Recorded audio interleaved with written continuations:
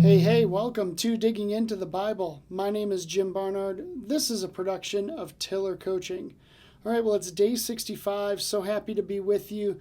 Today we are wrapping up Matthew chapter 24, and along with it, this section that is very apocalyptical by Jesus. Man, I practiced that word so many times before this podcast, and it paid off. Woo, apocalyptical all day.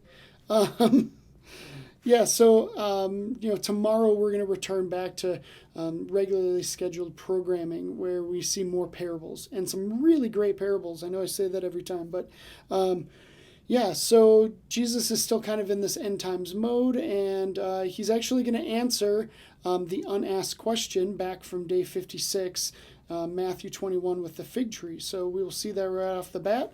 With that as the lead in, let's go ahead and dig in. This is Matthew chapter 24, starting at 32. From the fig tree, learn its lesson. As soon as its branch becomes tender and puts out its leaves, you know that summer is near. So also, when you see all these things, you know that he is near at the very gates. Truly, I say to you, this generation will not pass away until all these things take place. Heaven and earth will pass away, but my words will not pass away.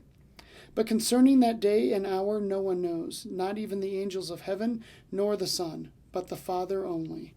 For as were the days of Noah, so will be the coming of the Son of Man. For as in those days before the flood they were eating and drinking, marrying and giving in marriage, until the day when Noah entered the ark.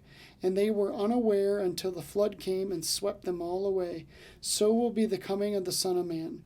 Then 2 men will be in the field, one will be taken and one left. 2 women will be grinding at the mill, one will be taken and one left.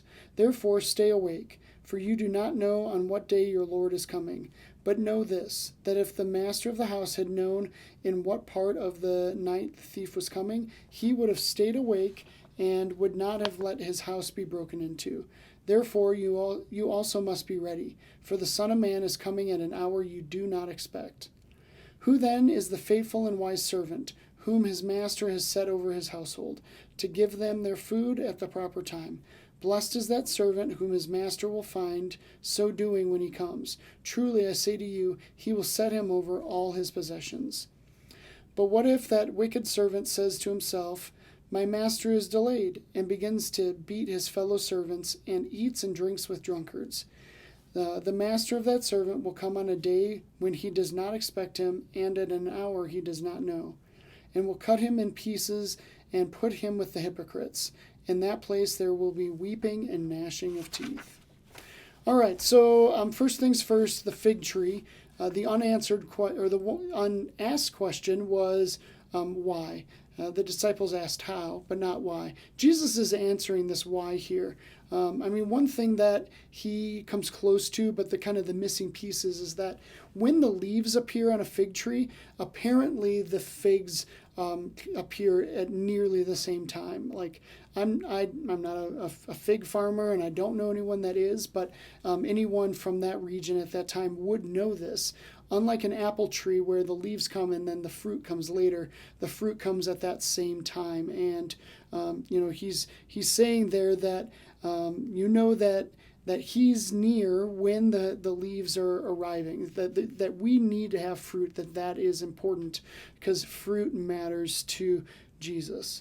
Moving on, you can think of Noah and the flood. I've always, when I was a kid and hearing that story, I would think of well, what would it be like to be swept away by this flood? Did it happen very gradually, or was it like a tidal wave? This section almost makes it sound like it was a tidal wave,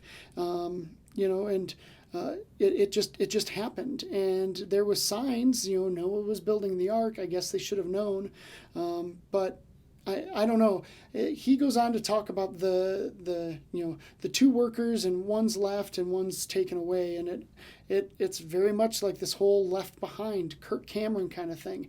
I never saw that movie, but I know that it was 2 pilots, and one got taken away, and it was like, oh my gosh, what's happening?